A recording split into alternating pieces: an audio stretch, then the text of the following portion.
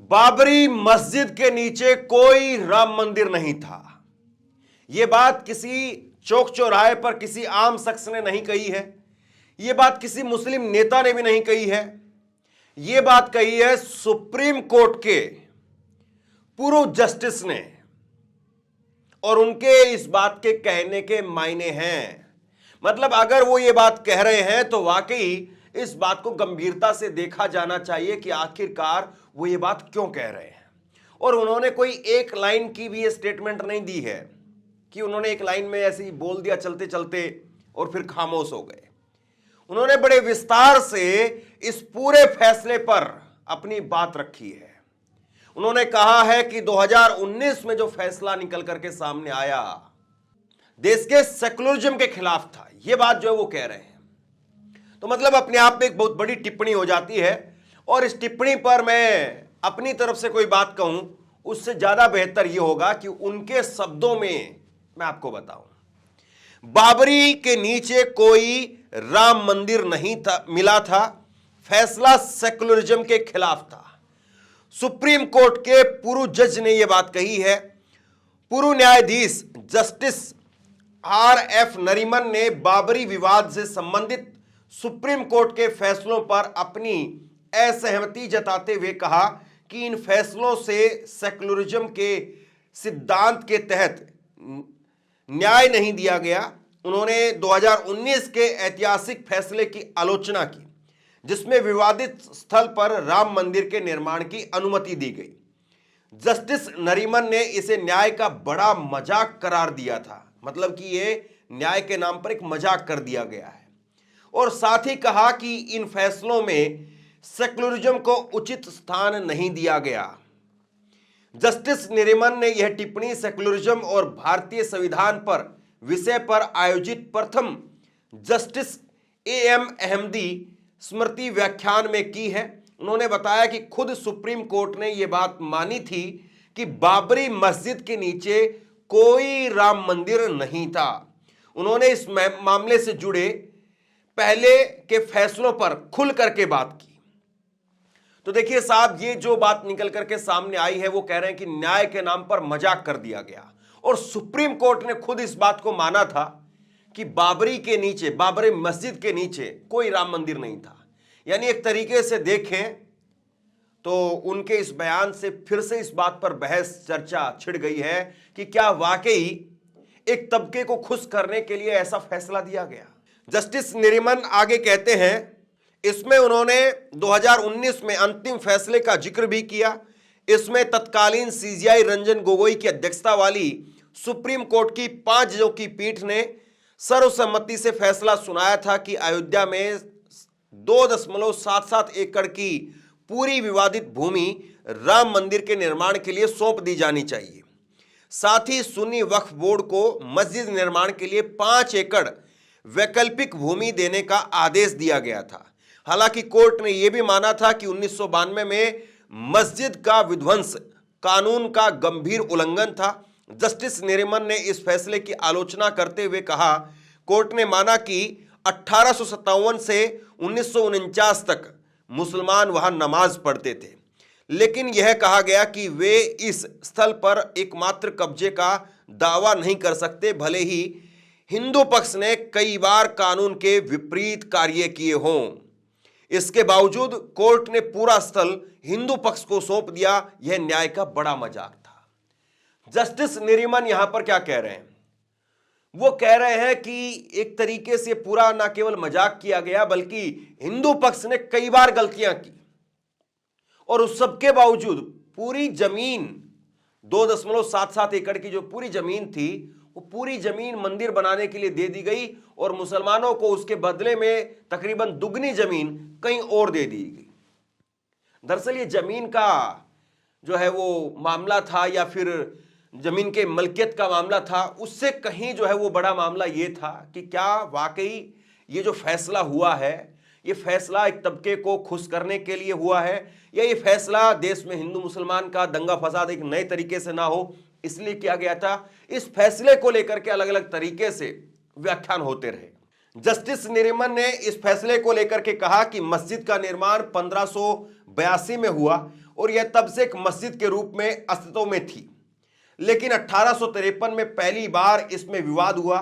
जैसे ही ब्रिटिश साम्राज्य ने 1858 में ईस्ट इंडिया कंपनी की सत्ता ली, एक दीवार को अंदर किया और बाहर के आंगन के बीच में इसको खड़ा किया गया। इस दीवार के बाद में और अंदर के आंगन में मुस्लिम समाज नमाज पढ़ते थे और बाहर के आंगन में हिंदू। यह तथ्य दर्ज है कि 1857 से लेकर के 1949 तक दोनों पक्षों की प्रार्थनाएं होती थी। लेकिन 1949 में कुछ लोग मस्जिद में मूर्तियां लेकर के घुस गए और मूर्तियां स्थापित कर दी। इसके बाद में मुसलमानों की प्रार्थनाएं रुक गई। तो देखिए, इस विवाद को लेकर के तो मतलब लगातार सालों दर साल अपने अपने तरफ से दोनों पक्षों ने खूब जो है वो तथ्य पेश किए, फैक्ट पेश किए। लेकिन वही है ना कि तथ्य जो है वो तथ्य रहता है, फैक्ट जो है फैक्ट रहता है। जो सच्चाई है वो हमेशा सच्चाई रहती है। ठीक है, फैसला कभी इस तरफ आता है, कभी फैसला उस तरफ आता है। कभी कहा जाता है कि ऑस्ट्रेलिया जीत गई, कभी कहा जाता है इंग्लैंड जीत गई। लेकिन किस टीम ने अच्छा खेला, उस बात को तो झुठलाया नहीं जा सकता है। इंग्लैंड जीती या ऑस्ट्रेलिया जीती, लेकिन इंग्लैंड के किस प्लेयर ने अच्छा खेला या ऑस्ट्रेलिया के किस प्लेयर ने अच्छा खेला, इस बात को आप कैसे दबा सकते हैं, इस बात को कैसे आप इनकार कर सकते हैं। इसके साथ में जस्टिस नरीमन ने एएसआई के भी तरफ से जो पेश किए गए तथ्य थे उनका भी जिक्र किया। उन्होंने 2003 में भारतीय पुरातत्व सर्वेक्षण यानी एएसआई द्वारा तैयार रिपोर्ट का जिक्र करते हुए कहा कि इस रिपोर्ट में विभिन्न धर्मों से संबंधित पुरावशेष पाए गए, जिनमें शैव, बौद्ध और जैन संस्कृतियों के चिन्ह भी थे। जस्टिस नरीमन ने बताया कि सुप्रीम कोर्ट ने यह भी पाया था कि कोई राम मंदिर बाबरी मस्जिद के नीचे नहीं था। इसके बावजूद कोर्ट ने यह टिप्पणी की थी कि मुस्लिमों के पास में 1857 से 1949 तक विवादित स्थल पर विशेष अधिकार नहीं था, क्योंकि यह स्थान विवादित था। उन्होंने कहा कि कोर्ट ने माना कि इस स्थान पर हिंदू पक्ष ने कानून का उल्लंघन किया और इसीलिए इस मामले में एक तरफा दावा नहीं किया जा सकता है। तो कुल मिलाकर के जो है वो जो चीजें आज तक हम लोगों ने पढ़ी हैं, अलग अलग बहसों में देखी हैं, डिबेट में देखी हैं, उनका जिक्र ये कर रहे हैं यहां पर कि जो वहां पर चिन्ह मिले थे खुदाई के अंदर, एएसआई ने जो वहां पर सर्वेक्षण किया उसमें जो चिन्ह मिले थे, जो चिन्ह बौद्ध धर्म से जुड़े हुए थे, या क्योंकि बार बार कई बार यह भी दावा किया गया कि वहां पर बौद्ध मंदिर था, यह भी दावा हुआ, लेकिन उन सब चीजों को दरकिनार कर दिया गया।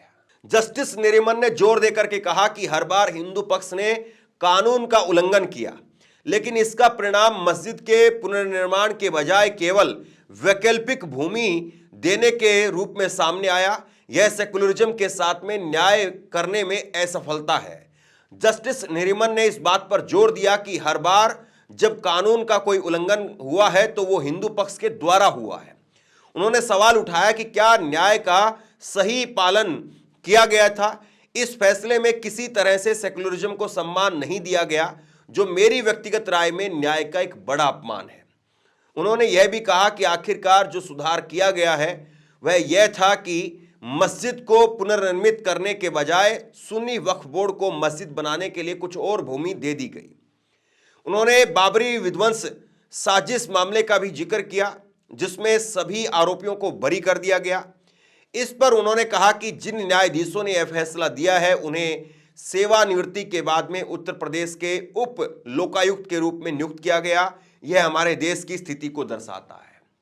देखिए, इस मामले पर कायदे से कई बार यह कहा जाता है कि इसको जितना जो है वो ठंडा कर दिया जाए या जितना ठंडे बस्ते में डाल दिया जाए उतना अच्छा है, इसको ना कुरेदा जाए वही बढ़िया है। लेकिन जस्टिस नरीमन जो है वो यहाँ पर कई बात कह रहे हैं। वो कह रहे हैं कि कभी भी जो है वो मुस्लिम पक्ष की तरफ से नियमों का उल्लंघन नहीं किया गया, बल्कि हर बार जो नियमों का उल्लंघन किया गया वो हिंदू पक्ष की तरफ से किया गया। तो ये अपने आप में एक नई बहस को जन्म दे सकता है। लेकिन वही सवाल है कि इस खबर को चलाएगा कौन, इस खबर पर बात कौन करेगा, या फिर जस्टिस नरीमन ने जो कह दिया उस पर क्या बात होगी भी। बहुत सारे लोग कहेंगे कि अब इस पर बात करनी भी क्यों है, क्योंकि ये तो एक तरीके से वही हो गया कि गड़े मुर्दे क्यों उखाड़े जाए। लेकिन सवाल ये है कि मीडिया जिस तरीके से हर छोटी बड़ी टिप्पणी को उठा करके उस पर बात करता है, और एक जज साहब अगर इस तरह की बात कह रहे हैं, तो क्या वाकई इस पर बहस होनी भी चाहिए या नहीं? आप क्या सोचते हैं नीचे कमेंट बॉक्स में लिख करके जरूर बताइए। इस वीडियो को शेयर कीजिए और इसी तरह की तमाम खबरों के लिए ऑनलाइन न्यूज इंडिया को सब्सक्राइब कीजिए। आपका बहुत बहुत धन्यवाद।